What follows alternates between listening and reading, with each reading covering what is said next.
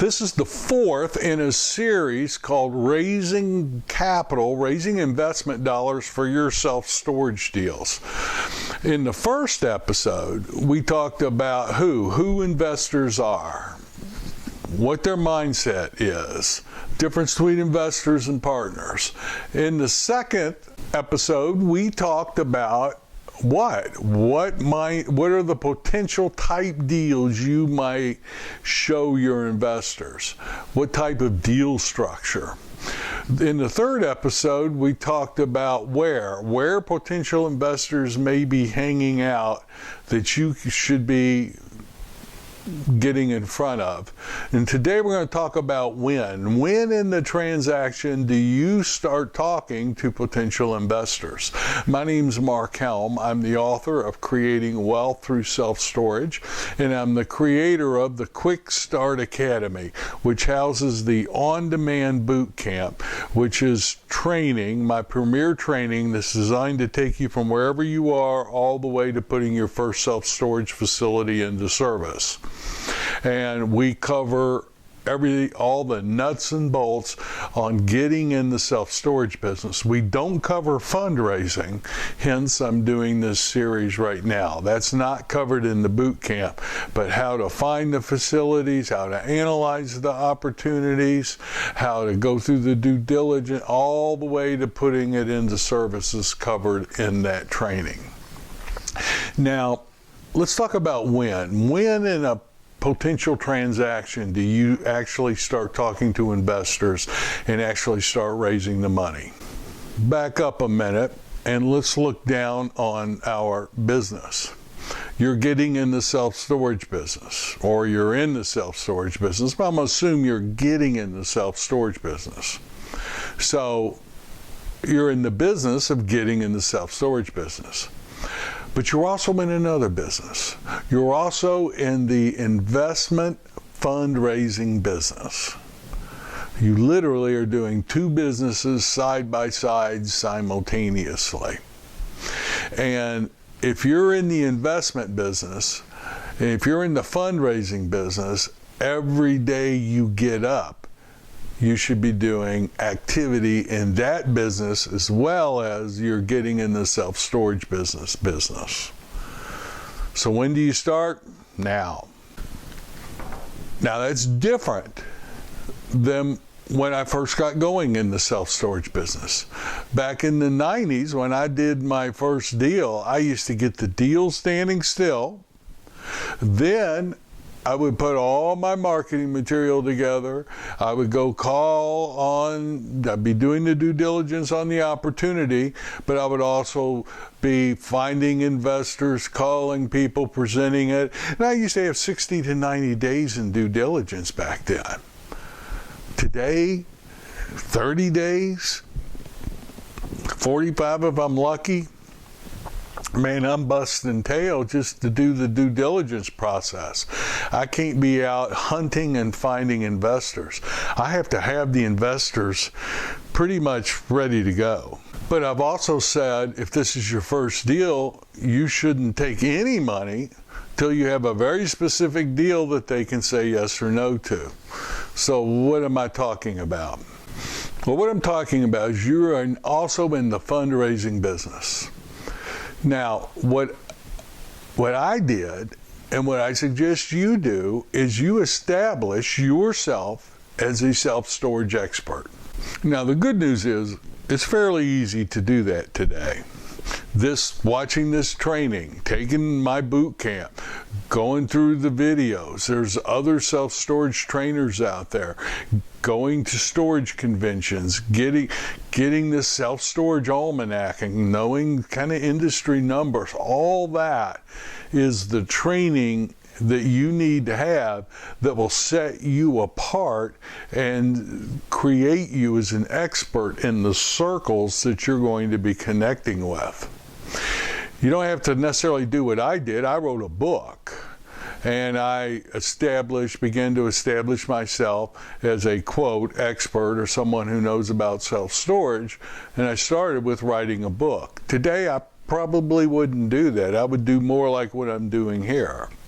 My suggestion is create a website, First of all, in the boot camp, you've done your business strategy, your business plan. I would create a website that talks about self-storage as an investment and what your philosophy is on self-storage, what type deals you're looking at, where your niche is, whether you're doing conversions or expansions, value add plays, new construction, big facilities, small facilities. I would establish this is what self-storage is, this is what I'm doing. I would write a series of blogs or white papers or articles, and they would be on that website, and I would, as I go to the places that we talked about last week and meet the people that we talked about last week, I would be driving them to this website so they can learn more about you, your philosophy, and about self-storage.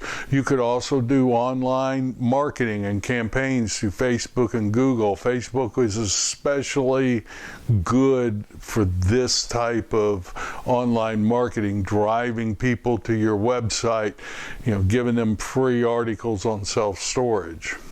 I would write a series, then upload them at once, and when you launch the site, it's already pre-populated with, let's say, 5 different articles.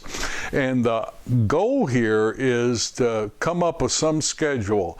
Like what I do with these, it's not always once a week, but there may be, I can count on one hand the number of times in a year I miss a week, but pretty much you can count on me to have something out once a week on creating wealth through self-storage, or my YouTube channel, which is basically a video of what I have on creating wealth through self-storage.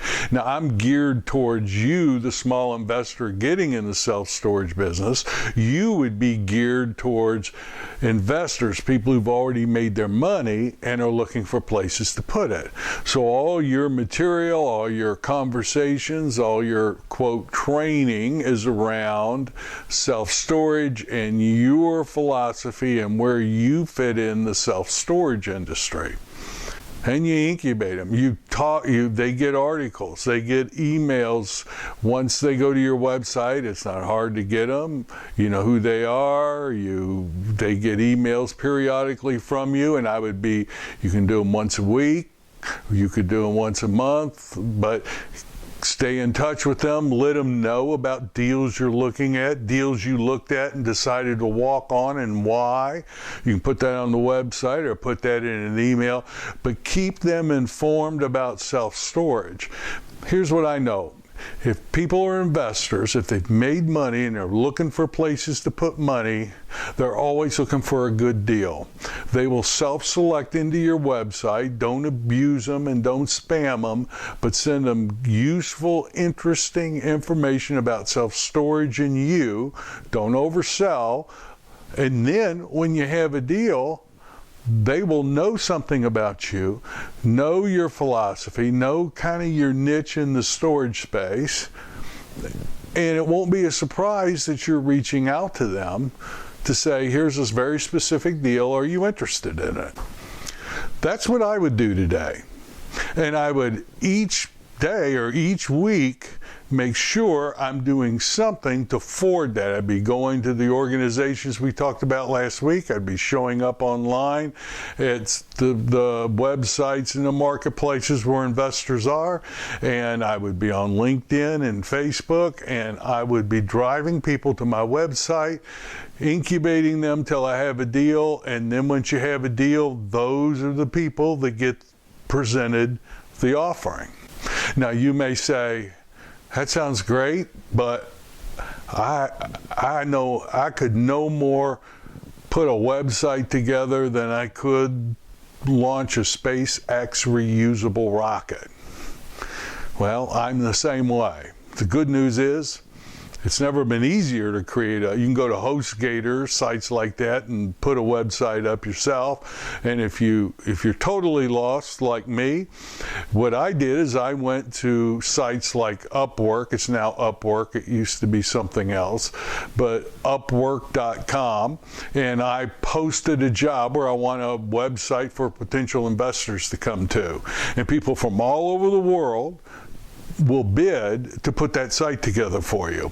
Then I don't know how to, you may say, I don't know how to upload stuff and get blogs on there and get stuff out. That's fine. I don't do that on my website either.